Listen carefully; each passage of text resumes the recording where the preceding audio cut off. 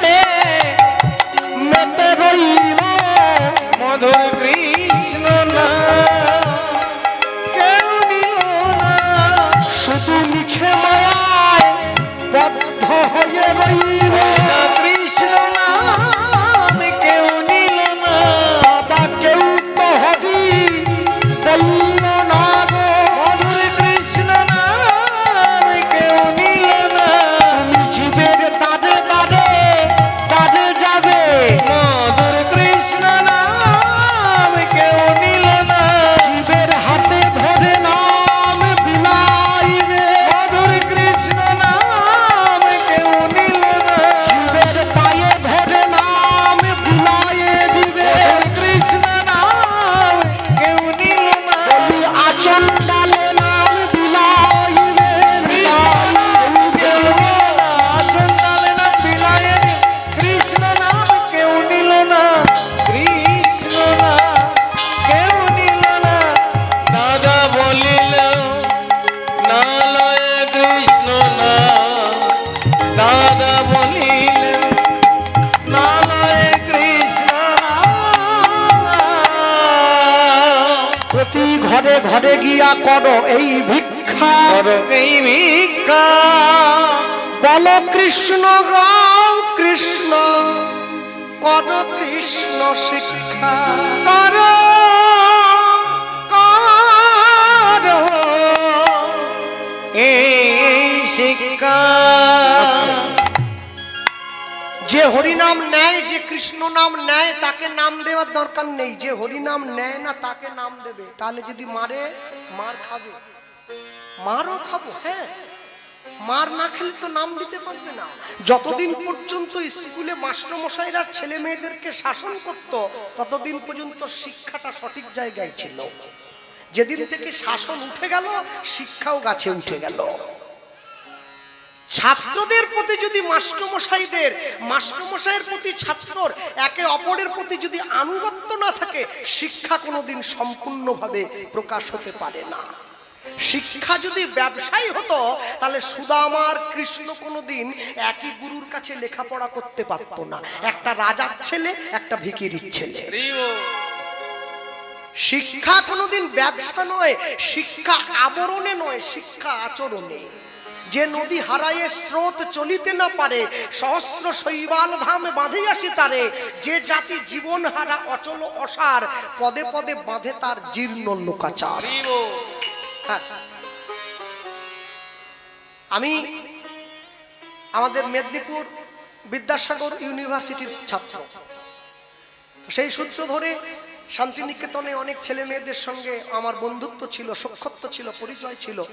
তা আমি ওদেরকে বলতাম একটা কথাই, যে কি জানিস আমরা মেদিনীপুরের ছেলে, তো মেদিনীপুরের লোকেদের নিয়ম আছে, মেদিনীপুরে কেউ যদি পড়াশোনা না জানে, শিক্ষিত না হয়, তাকে মেদিনীপুরবাসী সম্মান করে না। কারণ মেদিনীপুরবাসী শিক্ষায় সব দিক থেকে এগিয়ে, যত জেলা আছে। শিক্ষিত হতে গরু চড়াও, এমএ পাস ছেলে গরু চড়াচ্ছে, তা গরু যদি চড়াবো শিক্ষিত হবো কেন? বলে না, গরু চড়াবার সঙ্গে শিক্ষার কোনো দাম নেই। শিক্ষা শিক্ষার জায়গায় থাকবে, গরু চড়ানোর জায়গায় থাকবে। এই ভগবান হয়ে যদি, কৃষ্ণ হয়ে যদি নিজে গরু চড়াতে পারে, তুই পারিস না, তার থেকে উপরে চলে গেলি নাকি? সবসময় মনে রাখবেন, ওদেরকে আমি বলতাম যে তোদের জনম ধন্য, কেন তোরা শান্তিনিকেতনে পড়াশোনা করার সুযোগ পাচ্ছিস, সবাই তো পায় না। হ্যাঁ, সব সময়ের জন্য মনে রাখতে হয়, যেই জায়গায় সারা ভারতবর্ষের শ্রেষ্ঠ রাষ্ট্রনায়িকা শ্রীমতী ইন্দিরা গান্ধী পড়াশুনো করেছে, যেখানে বিশ্বকবি রবীন্দ্রনাথ ঠাকুর তার এত মনের জায়গা, কত ভারতবর্ষ গোটা পৃথিবীর ভালো ভালো ছাত্রছাত্রী যেখান থেকে পড়ে বেরিয়েছে, তোরা সেই মাটিতে বসে পড়াশুনো করছিস, তোদের থেকে বড় ভাগ্যবান কে হতে পারে? কে হতে পারে? চণ্ডীদাস বিদ্যাপতি নাটক রায়র গীতি কর্ণামৃত শ্রীগৈত গোবিন্দ মহাপ্রভু রাত্রি দিনে স্বরূপ রামানন্দ শোনে গায়ে শুনে পরম আনন্দ। মহাপ্রভুর প্রিয়, আর মহাপ্রভুর প্রিয় হলে তো আমি পারবো না পড়তে, আমি তো পারবো না পড়তে, আমার সে ক্ষমতা কোথায়? আমার তো ক্ষমতা নেই। তাহলে আমার জন্য মহাপ্রভু নিজে পন্থাকে সহজ করে দিয়েছেন, একদম জলের মতো সহজ। তুমি যেই কাজই করো, যেভাবেই চলো না কেন, দস্যু রত্নাকর যদি মরা মরা বলতে গিয়ে রাম উচ্চারণ করতে পারে, তুমি কেন কৃষ্ণ উচ্চারণ করতে পারবে না? তুমি কেন পারবে? চেষ্টা করো। হ্যাঁ, হাতে কাজ মুখে নাম সদাই করিবে, তুমি না ডাকিলেও কৃষ্ণ তোমারে ডাকিবে। রঘুনাথ দাস গোস্বামীকে মহাপ্রভু বললেন, তুমি যাই কর্ম করো রঘুনাথ, তোমার স্ত্রীকে বলবে হাতে কাজ করবে, মুখে নাম করবে। কদিন পর জগন্নাথ দেবের রথযাত্রা, সকলে জানেন আপনারা, বহু মানুষে পুরী যায়। জগন্নাথ দেবের রথ 206টা কাঠ দিয়ে তৈরি, মানব দেহ 206টা হাড় দিয়ে তৈরি। রথ শেষ হয়ে যাবে, রথটাকে ভেঙে টুকরো করে জগন্নাথের রান্নার কাজে লাগিয়ে দেওয়া হবে। জগন্নাথ দেব রথ থেকে নেমে গেলে, আমাদের দেহ রথ থেকে জগন্নাথ দেব নেমে চলে গেলে এই দেহ রথটাকে আগুনে পুড়িয়ে ছাই করে দেওয়া হবে, কোনো দাম থাকবে না। সবসময়ের জন্য মনে রাখতে হয়, জগন্নাথের রথের দড়ি টানবার জন্য যেমন মানুষের ভিড় হয়েছে, মানুষ যদি নিজের ভক্তিরূপী দড়িটা একবার গুরু গোবিন্দ চরণে পৌঁছে দিতে পারে, এই দেহ রথটাও তার চরণে অনায়াসে চলে যায়, অনায়াসে পৌঁছে যেতে পারে, অনায়াস চলে যায়। সবসময় পৃথিবীতে যাই করবেন, ছোট হোক বড় হোক মাঝারি হোক, যে নিজে বড় বলে বড় সে নয়, লোকে যারে বড় বলে বড় সেই হয়। যদি পেতে চাও কিছু, আগে মাথা করো নিচু। অহংকারের উঁচু মাথা রাখলে কোনোদিন কিচ্ছু পাওয়া যায় না। আগে মাথাটাকে জ্ঞানী গুণীজনের চরণে নোয়াতে হয়, তবে তো সব পাওয়া যায়। নাহলে পাবেন কি করে? ওই বিদ্যাসাগর একটাই, দ্বিতীয় হবে না, ওই একজনই হয়ে গেছে, আর হবে না, আর হবে না। হ্যাঁ, বিদ্যাসাগরের তরুণে ঢুকতে গেলে মেদিনীপুর বীরসিংহ গ্রাম, আমার মেদিনীপুরে পশ্চিম মেদিনীপুর বীরসিংহ গ্রামে ঢুকতে গেলে, বিদ্যাসাগরের বাড়িতে প্রবেশ করতে গেলে বিদ্যাসাগরের কথাটা উপরে বড় করে লেখা আছে, সদা সত্য কথা কহিবে। এখন দেখা যায় এই লেখাটা জেনে বসে বসে লিখছেন, তিনি তো প্রত্যেকদিন 500টা করে মিথ্যে কথা বলেন। যে লেখছে সে নিজে মিথ্যে কথা বলে, লেখালেখি কি হবে? বাড়ির আগের দিকে, গাড়ির আগের দিকে মোবাইলে ফেসবুকে বাবা মায়ের ছবি দিয়ে লাভ নেই। পারলে অন্তর থেকে পিতা মাতাকে শ্রদ্ধা করে দেখাও, তবে তো শ্রদ্ধা বলে বলবে, নাহলে বলবে কি করে?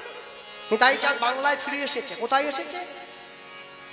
হুগলি জেলার ব্যান্ডেল থেকে 21 কিলোমিটার দূরে একটা গ্রাম আছে, যে গ্রামটার নাম হচ্ছে আদি সপ্তক গ্রাম। রঘুনাথ দাস গোস্বামী শ্রীপাদ যেখানে, সেই আদি সপ্তক গ্রামে পতিত পাবনী মা গঙ্গার পাড়ে নিতাই চাঁদ দাঁড়িয়ে আছে। আর ওই আদি সপ্তক গ্রামে কার বাড়ি জানেন? আদি সপ্তক গ্রামে নিতাই চাঁদের মন্ত্র শিষ্য উদ্ধারণ দত্তের বাড়ি। উদ্ধারণ দত্ত বৈষ্ণব জগতে খুব উল্লেখযোগ্য নাম। দ্বাদশ গোপালের এক গোপাল উদ্ধারণ দত্ত, নিতাই চাঁদের মন্ত্র শিষ্য। প্রাতঃকালে গায়ে সর্ষের তেল মেখেছে।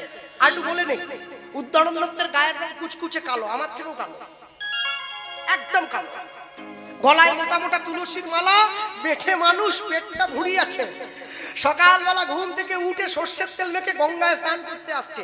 আচ্ছা মায়েরা বলো, কালো মানুষ যদি সর্ষের তেল মেখে কেমন লাগে মা? কালো একবারে খেলছে। পূর্ব দিকে রোদটা পড়েছে, একটা গোষ্ঠী পাথর চলে যায় হেঁটে, মনে হচ্ছে এত কালো। আর মুখে কি বলছে? নিতাই চাঁদের নাম গাইছে। আর নিতাই চাঁদ তো গঙ্গার পাড়ে দাঁড়িয়ে আছে। হ্যাঁ, আস্তে শিষ্য যদি কায় মনোভাবকে গুরুদেবের চরণে শরণ নেয় না, গুরু কৃপা এমনি লাভ হয়ে যায়, এই জন্য কষ্ট করতে হয় না। নিতাই চাঁদ দাঁড়িয়ে আছে, ও কিন্তু জানে না, শিষ্য জানে না যে গুরুদেব এসেছে।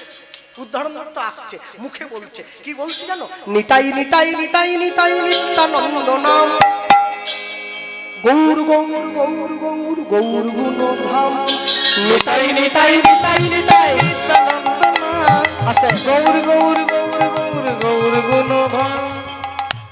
এই ক্যামেরাম্যান যারা এসেছেন, একটু ঘোরা ঘোরা ঘোরা, এমন ভাবে ঘোরাবেন হাত যে না তুলবে লক্ষ্মীর ভান্ডার না পায়। ঘোরান তো, মজা করছে। ঘোরা ঘোরা ঘোরা ঘোরা, হ্যাঁ চলো, হাত ভালো করে, হ্যাঁ পিছন দিকে বসে ফাঁকি দিলে হবে, তুলতে হবে, তালি দিতে হবে, একসঙ্গে বলবে নিতাই নিতাই নিতাই নিতাই নিত্যানন্দ নাম, গৌর গৌর গৌর গৌর গৌর গুণধাম। নিতাই নিতাই নিতাই নিতাই নিত্যানন্দ নাম, গৌর গৌর গৌর গৌর গৌর গুণধাম।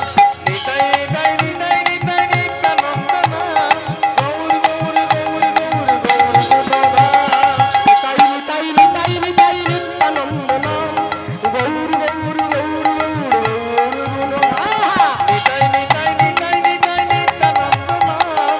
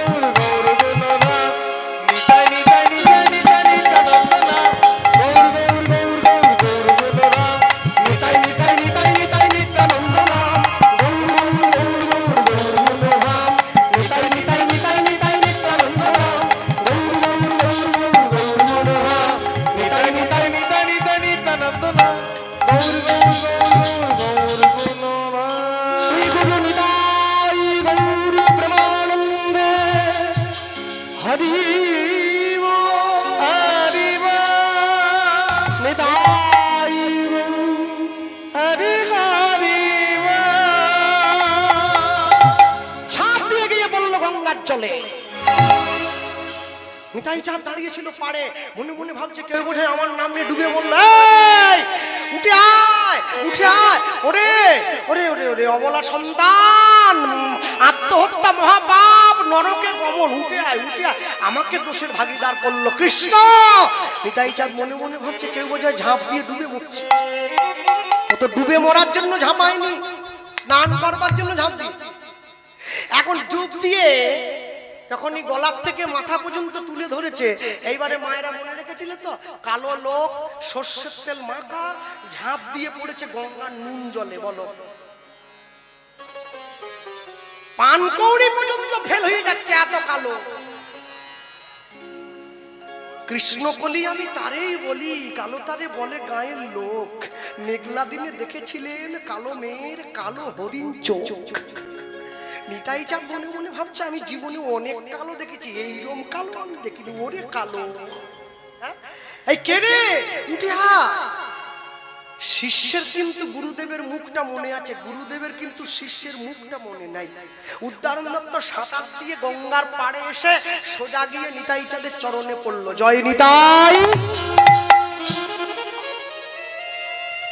জগতে যত দেবদেবী আছে, কালী, দুর্গা, শীতলা, মনসা, ষষ্ঠী, দেবদেবীদেরকে প্রণাম করবেন ডান দিক থেকে, ভগবানকে প্রণাম করবেন বাম দিক থেকে, সাধুগুরু বৈষ্ণবকে প্রণাম করবেন সামনে থেকে। নিতাই চাঁদের চরণে পড়েছে। প্রভু কে কে পায়ে পড়ে কে? প্রভু আমি উদ্ধারণ। হ্যাঁ উদ্ধারণ? ও উদ্ধারণ দত্ত, তুমি সেই সোনার দোকানদার না? সোনার ব্যবসা করতে তোমার তো প্রচুর টাকা, তুমি কি করছো? আহা, আমি যে তোমার কাছে গুরু দীক্ষা নিয়েছি, তোমার চরণে আশ্রয় নিয়েছি, হ্যাঁ প্রভু আমায় ভুলে গেলে? সত্যি কথা বলতে কি ভাই, মনে থাকে না সবার কথা। তুমি এখানে কি মনে করে? উদ্ধারণ দত্ত প্রশ্ন করছে। আমি? নিতাই চাঁদ বলছে আমি কেন এসেছি জানো? আমি তো স্নান করতে গেছি। ও, আর তুমি? আর বলো না ভাই, আমার ছোট ভাই মহাপ্রভু নিতাই চাঁদের থেকে গৌর কতদিনের ছোট? নিতাই চাঁদের থেকে মহাপ্রভু 12 বছরের বয়সে ছোট। 12 বছরের বড় নিতাই চাঁদ। নিতাই চাঁদ বলছে জানো তো উদ্ধারণ, আমার ভাই আমাকে পাঠিয়েছে, বাংলার মানুষকে হরিনাম দিতে হবে, চলো বেরিয়ে পড়ি। উদ্ধারণ দত্ত হাত ধরে টানছে, না না না না, বেরিয়ে পড়লে কি হবে না? তাহলে আহা, হরিনাম দিতে গেলে তো ভালোই হতো ভাইয়া, কিন্তু আমার ভাই যে একটা গেরো দিয়েছে মাঝখানে। আবার গেরো কিসের? আমার বলেছে আমার একটা বিয়ে করতে হবে। তুমি বলো ওই 40 বছর বয়সে মেয়ে কি পাবো?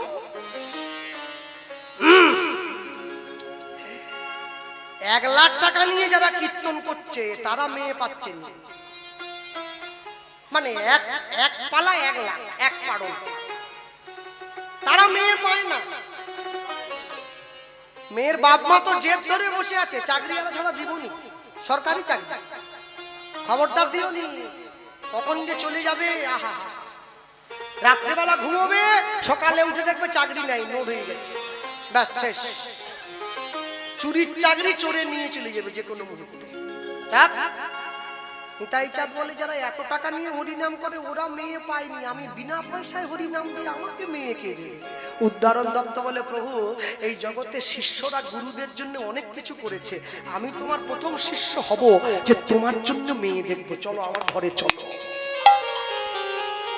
হাত ধরে নিয়ে গেছে, হাত ধরে নিয়ে গিয়ে নিতাই চাঁদকে সেবা দিয়েছে, পাদ্য অর্ঘ্য দিয়েছে, বসতে দিয়েছে, আসন পেতে দিয়েছে, বিশ্রাম করতে দিল। মনে রাখবেন ভক্তমণ্ডলী, ভক্তিমতী মায়েরা, যে বাড়ির মেয়েটা নিরামিষ খায় ও যদি কোনো আমিষ খাওয়া ছেলেকে বিয়ে করে ওর জীবনটা নরক হয়ে যাবে। আর যে বাড়ির ছেলে নিরামিষ খায় ও যদি কোনো আমিষ খাওয়া মেয়েকে বিয়ে করে ওর জীবনটা নরক হয়ে যাবে। যে যেমন তার সঙ্গে দিতে হবে তেমন, সবার জন্য সবটা নয়। যাকে যে জায়গায় খাটে, কেউ বা মাঠে, কেউ বা ঘাটে, কেউ বা রাজপাটে, ওই খাটে কি কুবজা খাটে? যে খাটে রাধা রানী খাটে। নিয়ে গিয়ে দাঁড় করিয়েছে। আর দাঁড় করিয়ে নিতাই চাঁদের চরণ সেবা করছে। প্রভু আমি যে তোমার বিয়ের জন্য মেয়ে দেখবো বললাম, বললেই তো হবে না, তোমার মেয়ে তো যে সে হতে পারে না। নিতাই চাঁদের চরণটা সেবা করছে, মনে মনে বলছে অহংকারে অহংকারে মত্ত মত্ত হইয়া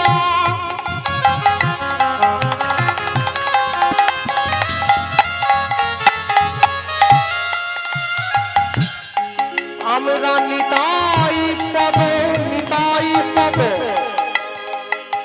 নিতাই পদ পাশদিয়া অহংকারে মত্ত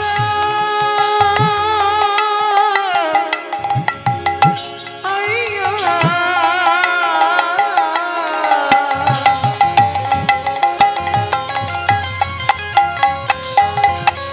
আস্তে আস্তে আস্তে আস্তে উদাহরণ দত্ত কার নাম নিয়ে কাঁদছে? নিতাই চাঁদের নাম নিয়ে কাঁদছে।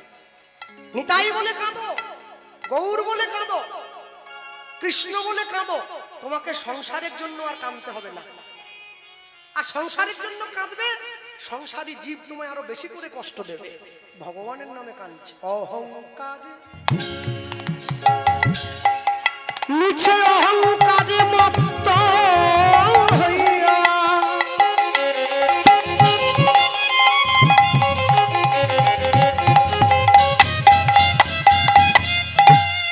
আমরা নিতাই পদ পাশদিয়া অহংকারে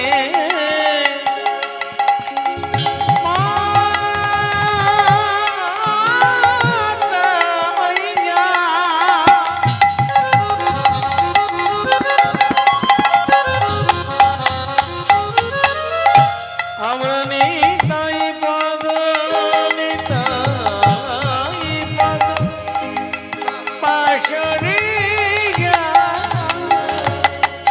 আমরা অসত্য রে সত্য বলি মানি আমরা অসত্যকে সত্য বলে মানি যদি নিতায়ের করুণা হবে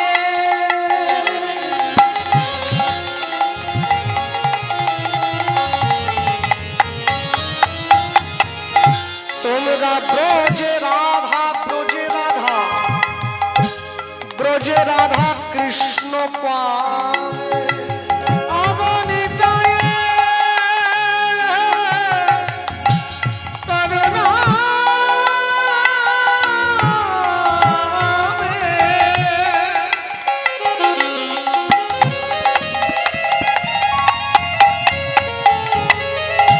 তোমরা ব্রজে রাধা ব্রজে রাধা কৃষ্ণ পাবে তোমরা ধরো নিতায়ের চরণ দুখানি ধরো নিতায়ের চরণ দুখানি তোমরা নিতাই চরণ দুখানি তোমরা নিতাই চরণ দুখানি মোদের প্রেম দাতা নিত্যানন্দ প্রেম দাতা নিত্যানন্দ মোদের প্রেম দাতা নিত্যানন্দ মদের প্রেম দাতা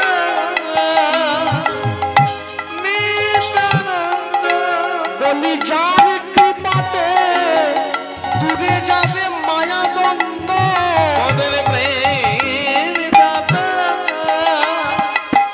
নিত্যানন্দ বলি ধর নিতায়ের চরণ ধর মদের প্রেম দাতা নিত্যানন্দ বলি ভুবন আনন্দ স্কন্দ প্রেম দাতা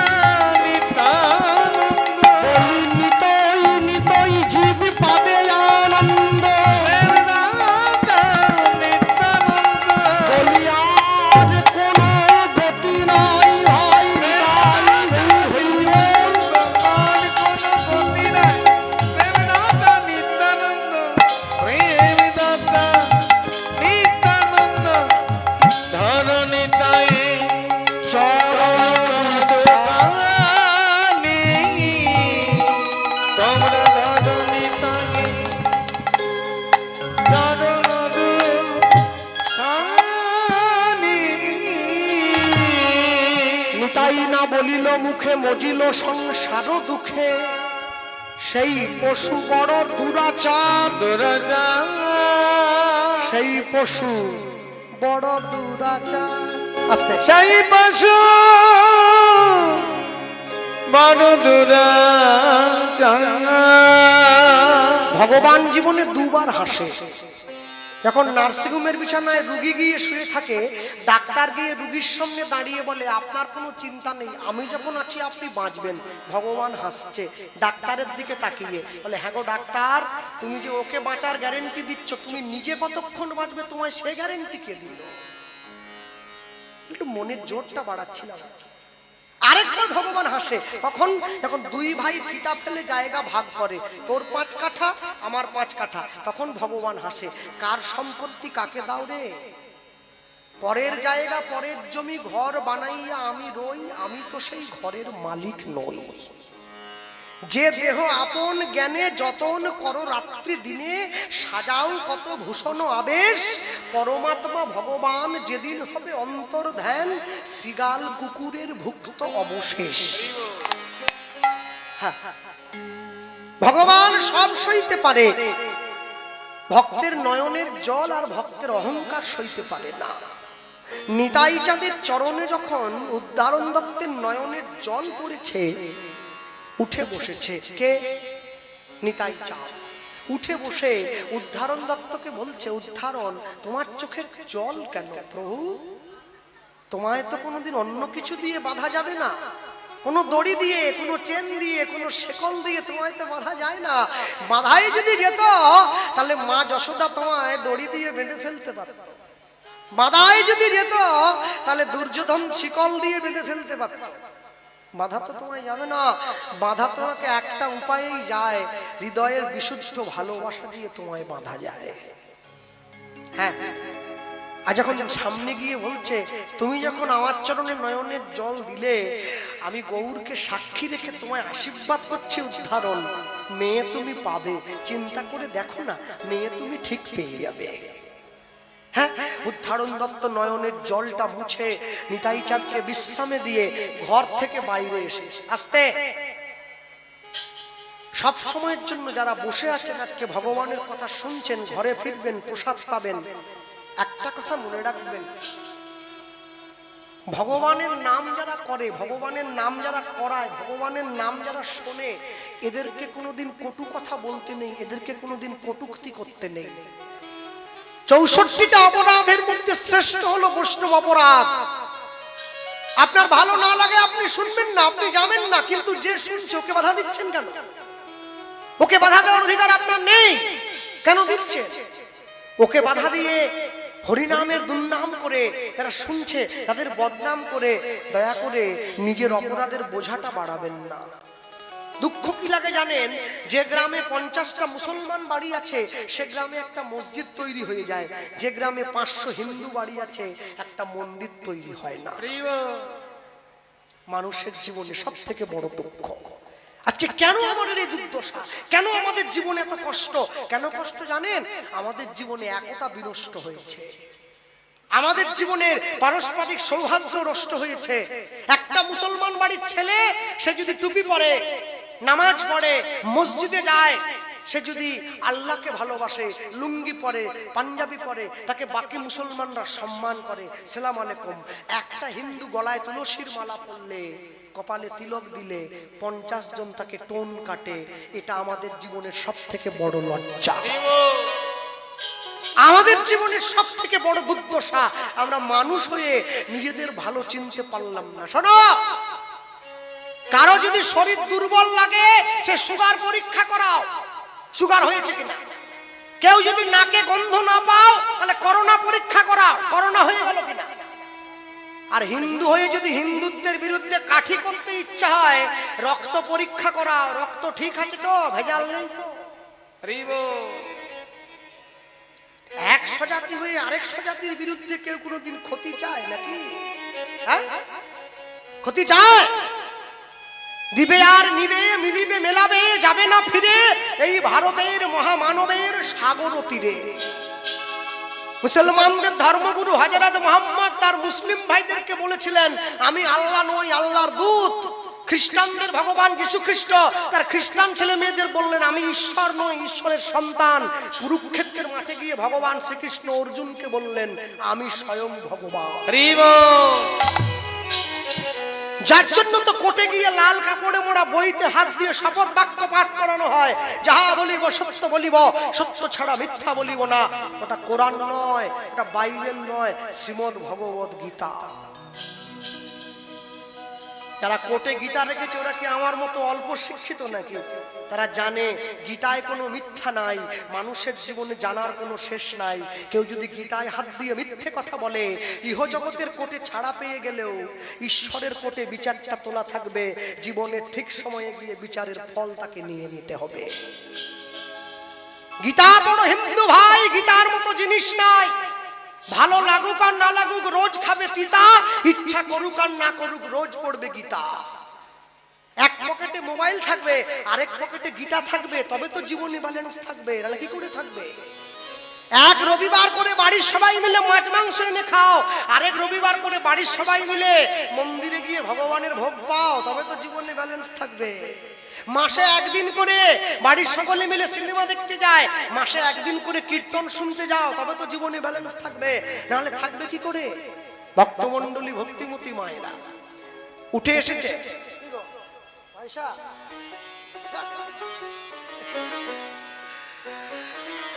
চোখের জলটা মুছে এসে উঠে দাঁড়িয়েছে। আর যখনই উঠে দাঁড়িয়েছে মনে পড়ে গেছে উদাহরণ দত্তের ছোটবেলাকার বন্ধুর কথা। কে বন্ধু? আস্তে দেখে যা রে বাবা, দেখে যা, বৈষ্ণবের গায়ে পা দেখে যা, ভক্তের গায়ে পা লাগছে। হ্যাঁ দেখে যা, দেখে যা, দেখে যা, খুব সাবধান, খুব সাবধান, আগুন নিয়ে খেলিস নি রে, আমার তো ভয় করে তোদের রে। উঠে বসেছে, উদাহরণ দত্তের মনে পড়ে গেছে বাল্য বন্ধু বর্ধমান জেলার অম্বিকা কালনার গৌরীদাস পণ্ডিতের কথা। এই গৌরীদাস পণ্ডিতের বড় ভাইয়ের নাম সূর্যদাস পণ্ডিত, তার দুইটি কন্যা, বড় মেয়ের নাম বসুধা, ছোট মেয়ের নাম জাহ্নবা। দুটি মেয়েরই বিয়ের বয়স হয়েছে। উদাহরণ দত্ত মনে মনে চিন্তা করছে আমার প্রভুর সঙ্গে দুটি মেয়ের থেকে একটিকেও যদি বিয়ে দিতে পারি, আমার বন্ধুত্বের মানটাও রাখা হবে, আর আমার প্রভুর জন্য উপযুক্ত পাত্রীও পাওয়া হবে। হ্যাঁ প্রভু চলো, প্রভুকে তৈরি করে নিয়ে বেরিয়ে পড়ছে। কোথায় যাচ্ছে? মেয়ের বিয়ের জন্য, ছেলের বিয়ের জন্য পাত্র দেখতে। পাত্র সাথে নিয়ে চলে যাচ্ছে, আর মুখে কি বলছে? পথ চলিতে আর বলিতে, উলুধ্বনি, পথ চলিতে আর বলিতে, পথ চলিতে আর বলিতে, পথ চলিতে আর বলিতে, তোমরা গাও গাও কৃষ্ণ নাম, মধুর নাম, হরি নাম, তোমরা গাও কৃষ্ণ নাম, মধুর নাম, হরি নাম, তোমরা গাও গাও কৃষ্ণ নাম, মধুর নাম, হরি নাম, তোমরা গাও কৃষ্ণ নাম, মধুর নাম, হরি নাম, পথ চলিতে আর বলিতে, পথ চলিতে আর বলিতে, পথ চলিতে আর বলিতে,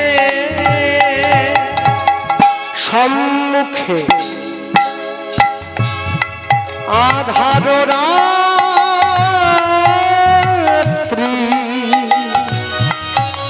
এগো তুমি যে পথযাত্রী, সম্মুখে আধার রাত্রি,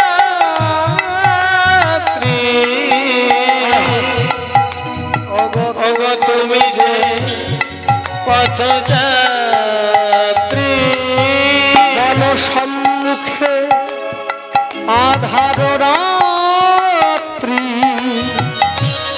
ওগো তুমি যে পথযাত্রী, সম্মুখে আধার রাত্রি, ওগো তুমি যে পথযাত্রী, কথা বলিতে তার নাম, পথে চলিতে তার নাম, প্রভু বিপদে তার নাম। পথ চলিতে আর বলিতে, পথ চলিতে আর বলিতে, তুমি না গো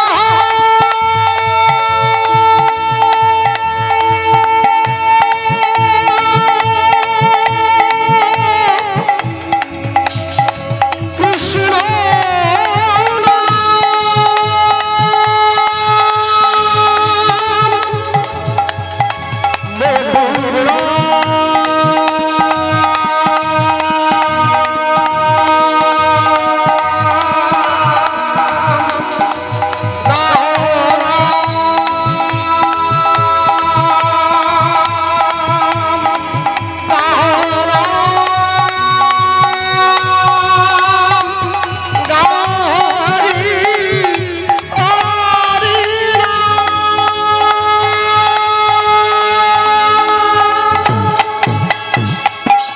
পথ চলিতে আর বলিতে, পথ চলিতে আর বলিতে, তোমরা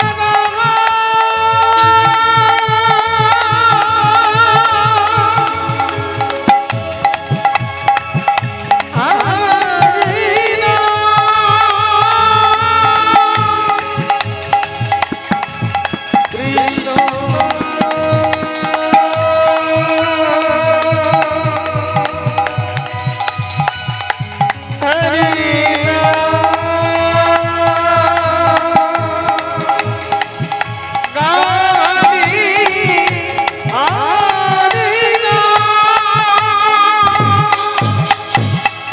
কৃষ্ণ নাম কৃষ্ণ মধুর নাম,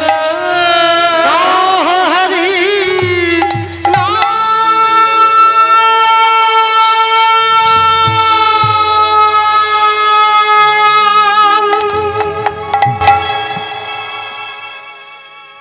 নিতাই চাঁদের হাত ধরে উদ্ধারণ দত্ত এক পা দু পা তিন পা করে হাঁটতে হাঁটতে এসে দাঁড়িয়ে পড়েছে সূর্যদাস পণ্ডিতের বাড়ির দরজা।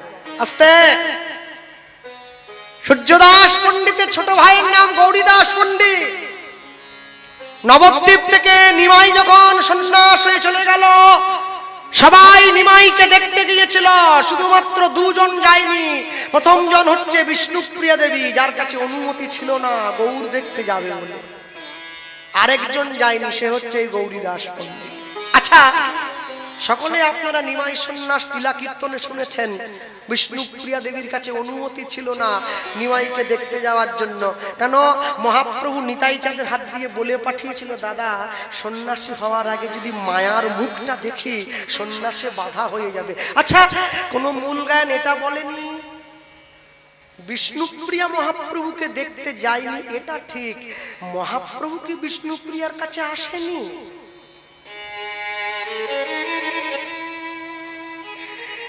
বিষ্ণুপ্রিয়া তো যায়নি, নবদ্বীপে পড়ে আছে একা। হ্যাঁ, সবাই যখন নবদ্বীপ ছেড়ে চলে গেছে, মহাপ্রভু এসেছে বিষ্ণুপ্রিয়ার কাছে। বিষ্ণুপ্রিয়া কে? আমি মহাপ্রভু, দরজাটা খোলো। গৌর হরি ছুটে গিয়ে দরজাটা খুলে দিয়েছে। তোমাকে দেখতে সবাই গেল, তুমি আমায় দেখতে ছুটে এলে, আসবো না? আসবো না? কলঙ্কি বলিয়া ডাকে সব লোকে, তাহাতে নাহিক দুঃখ। তোমারও লাগিয়া কলঙ্কের হার, মোর গলায় পরিতে বড় সুখ।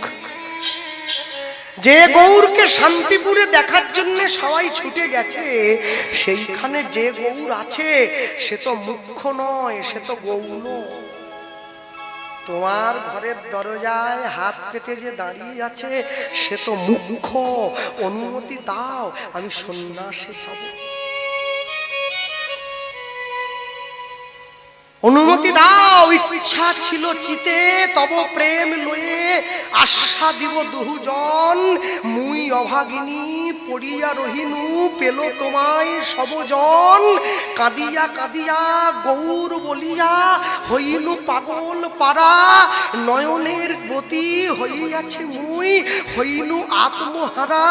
গোরা বলিতে প্রাণ করে আনচান, কেমনে পাইব দেখা এলোচন দাস করহে দীর্ঘশ্বাস, পথেতে রয়েছে লেখা। এত সহজ।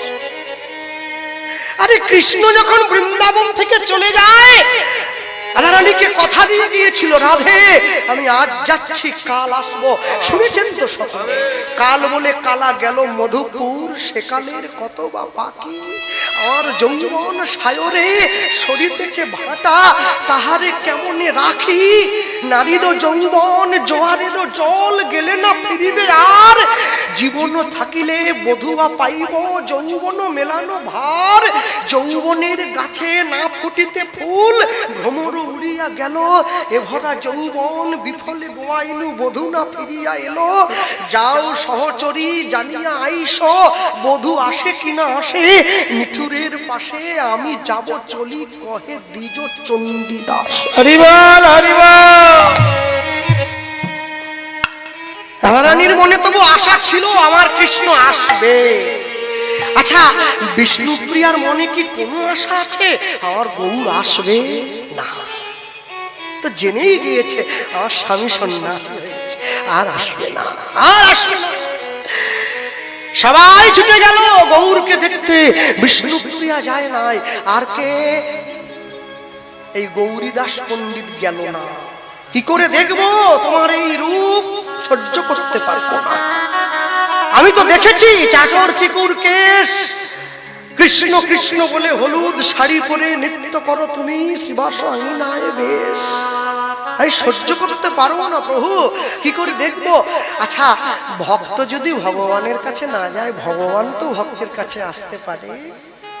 গঙ্গা থেকে নৌকো নিয়ে নিতাই চাঁদকে সঙ্গে নিয়ে মহাপ্রভু চলে এসেছে গৌরীদাস পণ্ডিতের দরজায়, টোকা দিচ্ছে, গৌরীদাস দরজাটা খোলো, আমি এসেছি, আমি মহাপ্রভু। ছুটে গিয়ে দরজাটা খুলে দিয়েছে। গৌর হরি ঘরের মধ্যে বসতে দিয়েছে, পাত্র অর্ঘ দিচ্ছে, সেবা দিচ্ছে। 3 দিন সেবা দিয়েছে। 4 দিনের দিন মহাপ্রভু বলছে, গৌরীদাস এবার আমি আসি। গৌরীদাস পণ্ডিত দরজা আগলে দাঁড়িয়েছে, যেতে যদি হয় আমায় ধাক্কা দিয়ে সরিয়ে যাও, দেখি দেখি কত ক্ষমতা তোমার। যার চোখ দেখলে রাবণ কুম্ভকর্ণের মতো বড় বড় বীর সব ঠান্ডা হয়ে যায়, গৌরীদাস পণ্ডিত তাকে বলছে, তুমি আমায় ধাক্কা দিয়ে যাও, দেখি দেখি কত বড় ক্ষমতা তোমার। তুমি কি চাও গৌরীদাস? আমি কিচ্ছু চাই না। আমি চাই তুমি সারা জীবন আমার ঘরে থাকবে, আমার কাছে থাকবে। সেটা তো হয় না ভাই। নবদ্বীপ থেকে নিম কাঠের গোড়ে নিয়ে গিয়ে নিতাই গৌরের মতো দেখতে নিম কাঠের শ্রীবিগ্রহ বানিয়ে গৌরীদাস পণ্ডিতের হাতে দিয়েছে, নাও সেবা করো প্রভু।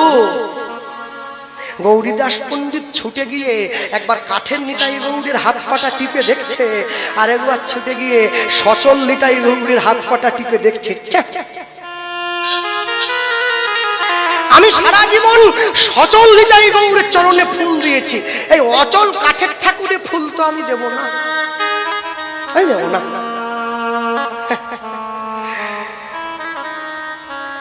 রবীন্দ্রনাথ ঠাকুরের বড় শখ ছিল ছবি আঁকা, জানেন? শান্তিনিকেতনে যে ঘরটায় তিনি থাকতেন বসে বসে ছবি আঁকতেন। রবীন্দ্রনাথ ঠাকুরের বড় ছেলের নাম হচ্ছে রথীন্দ্রনাথ ঠাকুর। তাকে একবার বলেছিলেন, জানো রথীন্দ্র, আমি জীবনে যা লিখেছি না, এরপর যদি কলম ধরি কলমটা লজ্জাগ্রস্ত হয়, যে আর আমায় ধরো না, ছেড়ে দাও।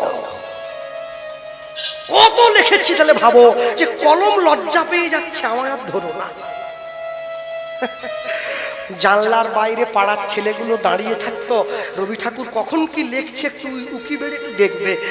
একদিনকে ঠাকুর মশাই ছবি আঁকতে আঁকতে ছবিটা ভালো হয় নাই, হাতে ছবির কালিগুলো লেগে গেছে। কাগজটা ছিঁড়ে এইভাবে হাতটা মুছে জানলা দিয়ে দূরে ছুঁড়ে দিয়েছে। ছেলেগুলো ছুটে গিয়ে কাগজটা গুড়িয়ে নিয়েছে। এই দেখো দেখে দেখে দেখে দেখে দেখে এত বড় কাগজটা, হ্যাঁ এখানে একটু কালি, এখানে একটু কালি, নিচে একটু কালি, মাঝে ব্যাপারটা কি? একটা ছেলে বলছে বুঝছিস না, ঠাকুর মশাই বোঝাতে চাইছে গোটা বিশ্ব জগৎ হচ্ছে এই কাগজটা, আর কালিগুলো যতগুলো লেগেছে এগুলো হচ্ছে পাপ। আরেকজন বলছে দোষ তুই ভুল বলছিস, হ্যাঁ এই কাগজটা হচ্ছে মানব দেহে মনের স্বরূপ রে, আর এই দাগগুলো হচ্ছে ছেলে মেয়ে স্ত্রী পুত্র। যিনি কাগজটা ছুঁড়েছেন তিনি কিন্তু কিচ্ছু মনে করেননি, তিনি জানে হাতটা নোংরা হয়েছে মুছে ছুঁড়ে ছুঁড়ে। যারা কুড়িয়েছে ওরা কুড়িয়ে কুড়িয়ে মনে মনে ভাবছে, কেন জানেন যদি আপনি জীবনে সফল হতে পারেন না আপনার ছেঁড়া জামাটাও ইতিহাস, আর যদি সফল না হতে পারেন আপনার বিরাট বড় অট্টালিকাটাও হবে উপহাস। তবেই না বিশ্বকবি হওয়া যায়, এমনি তো হওয়া যায় না, এমনি হওয়া যায় না। নিয়ে গিয়ে দাঁড়িয়েছে, আর ওই নিম কাঠের বিগ্রহকে যখনই গৌরীদাস পণ্ডিত বলে উঠছে আমি এই কাঠের ঠাকুরকে সেবা করব না, মহাপ্রভুর অন্তরে